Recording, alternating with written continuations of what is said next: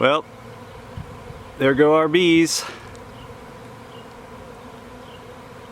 That's where they are now, and you can certainly hear the noise.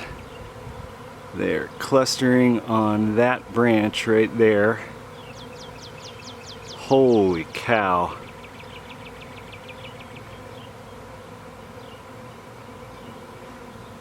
And that's where